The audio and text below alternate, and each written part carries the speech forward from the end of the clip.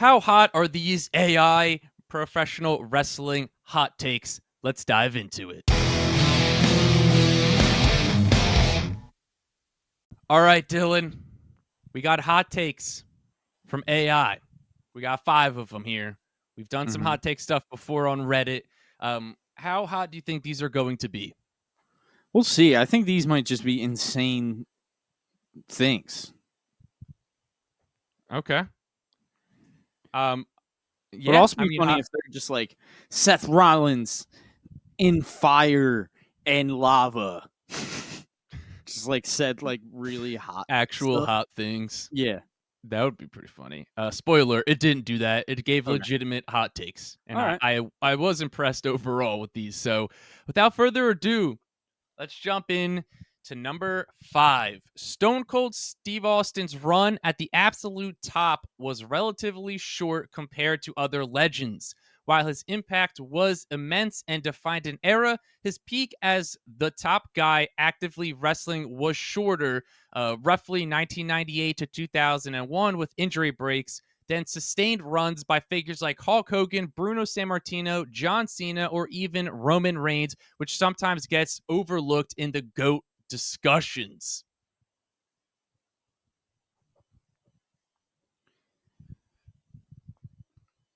I don't think it's that hot of a take in the way like I do think it's brought up.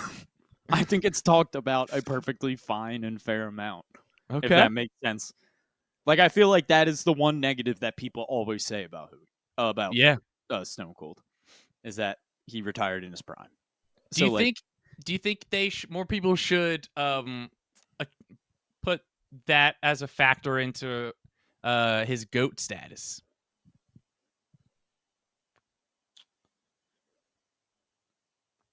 no, not really, because his run was long enough, right? Yeah.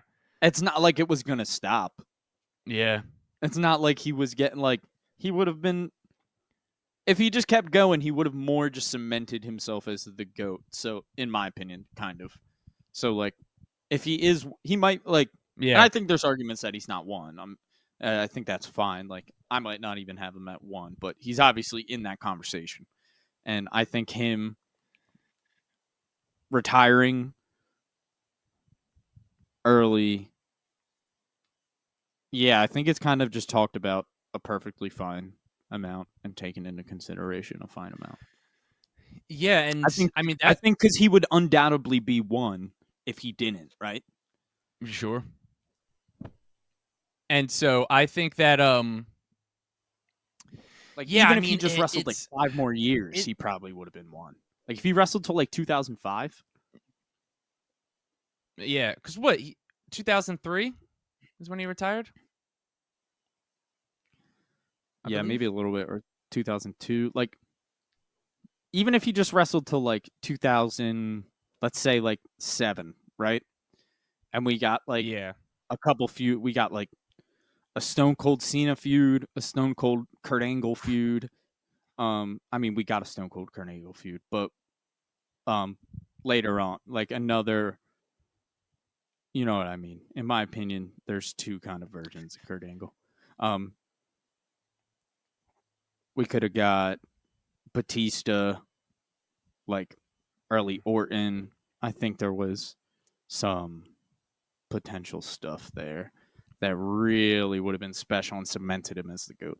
But I I also I'll say this too. I think that like his prime of like what AI said from 98 to 2001 was like such an untouchable level that like he did that in 3 nobody's years. yeah, Like nobody it will like ever be at that level ever yeah, again. like he was like reached heights in 3 years that people can't do in 10, 15, 20 years. So as much as Yeah, we can sit here and talk about how short he was at the top, but when he was at the top, his top was miles higher than a lot of other wrestlers. So I don't think it should weigh too much into a factor when you're deciding who the GOAT is. So let's move on to number 4, Dylan. We got some AEW hot takes coming in here.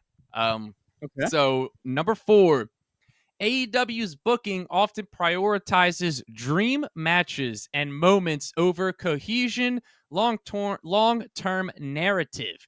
This can lead to exciting individual encounters, but sometimes leaves weekly television feeling disjointed, with championships and feuds not always feeling as meaningful as they could. I don't think this is hot at all. I think this is the Yeah. problem with I think this is just like what people complain about with AEW. And this isn't Yeah. even a way of me being like, I mean, we say it every time just to clarify, but like, I don't not like AEW and I don't hate AEW. I want AEW to succeed. Like, I love wrestling in all forms. But that is absolutely like an issue with AEW, is that at times and more times than not, it just feels like Tony Khan's kind of just booking whatever he thinks is going to be an awesome match, which for the first like year, it held a lot of weight, kind of, you know what I mean?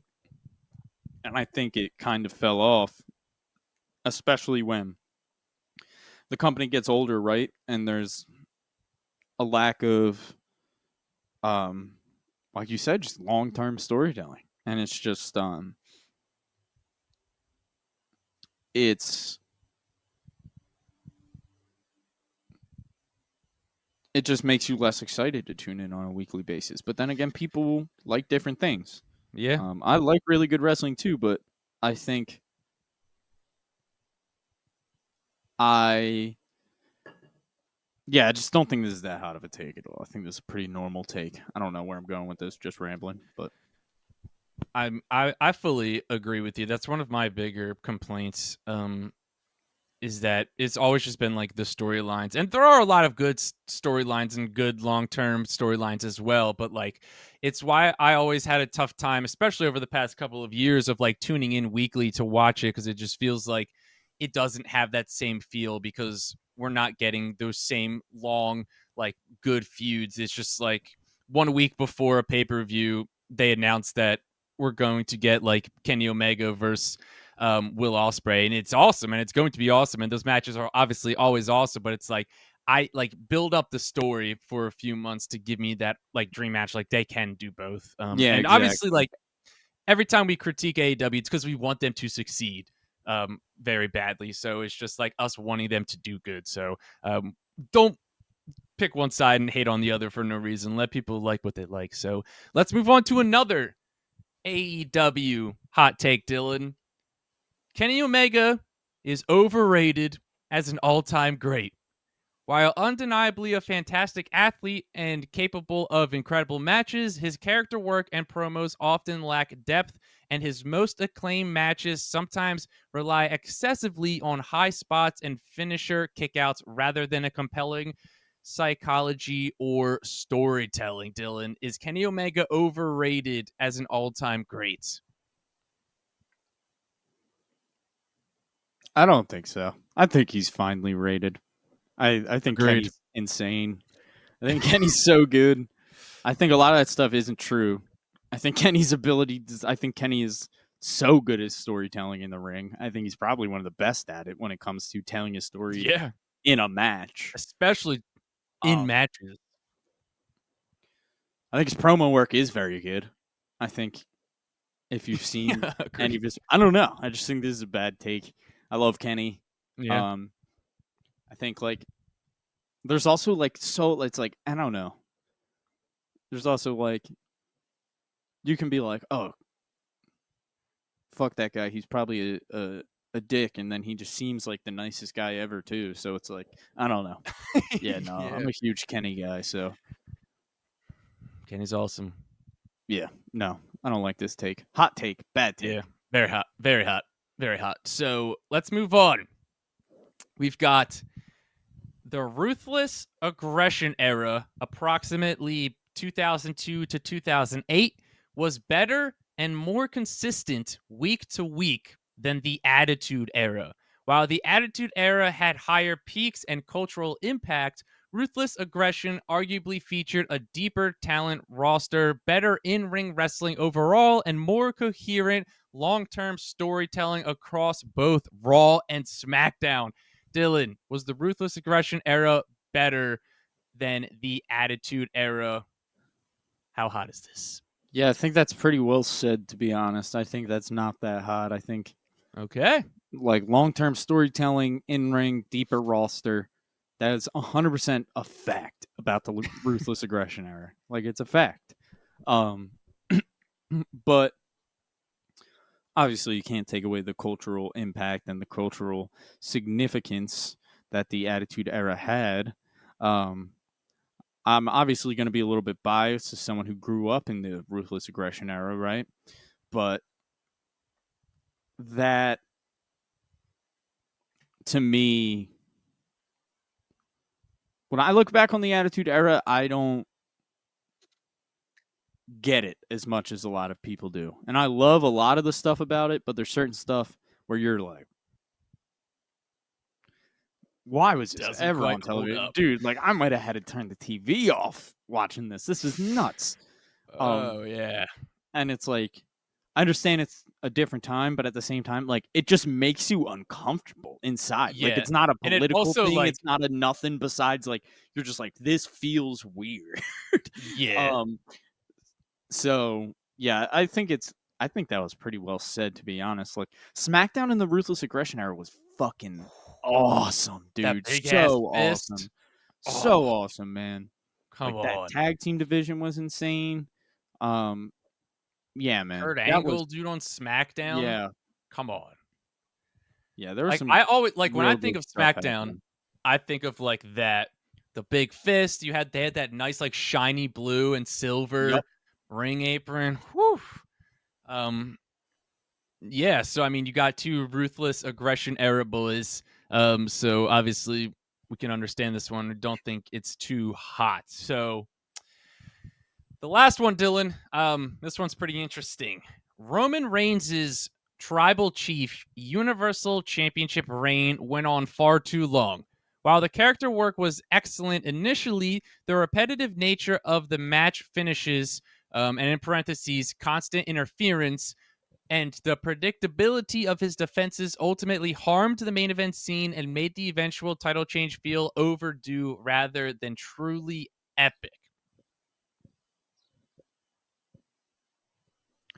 I don't agree, but I understand where they're coming from, if that makes sense. Like Okay. they're absolutely, and I think you're lying to yourself if you say there wasn't a time when you were in that bloodline story and you were like, damn, like it does kind of suck that the bloodline is gonna run in and help Roman win, and like we just Yeah. know the finish pretty much every time. Yeah. I don't necessarily put that all on Roman. I think they could have gotten a lot more creative. I also think they could have probably just had him win clean a little bit more during his time as the tribal chief. But Agreed. then again, I also think the moment that it made, the story it told, I think it was all like I think it's easy to it's easy to say, you know what I mean, things could have been. Was it worth it to like, but like what moment would have been better than that? Would have been better than the Cody moment. You know what I mean? At 40 with, I know.